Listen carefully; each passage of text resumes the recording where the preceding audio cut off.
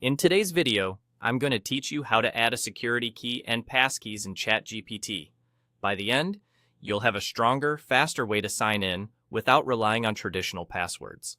A passkey is a modern sign-in method that uses your device or a hardware security key to verify it's really you. It's both more secure and more convenient, and it helps protect your account from phishing and password reuse. Start by opening ChatGPT, and while you're signed in, move your cursor to the bottom left corner of the screen.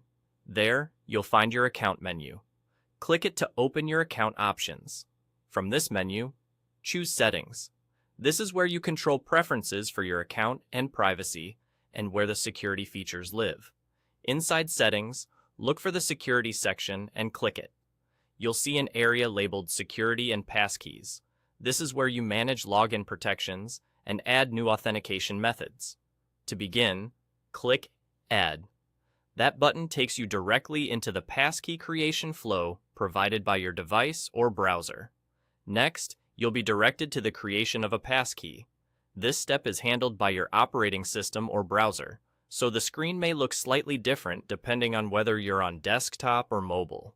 You might see your device offer to store a passkey, use built-in biometrics like Face ID or a fingerprint, or use a screen lock. If you prefer physical protection, many setups also allow a hardware security key as part of the same flow. When you're ready, click Create a Passkey. Your device will guide you through any quick confirmation it needs, such as a biometric scan or a PIN, to securely bind the passkey to your account. That's it. Once the passkey is created, ChatGPT recognizes it as a trusted way to sign in. The next time you log in on this device, you can authenticate with a simple confirmation. No password typing required.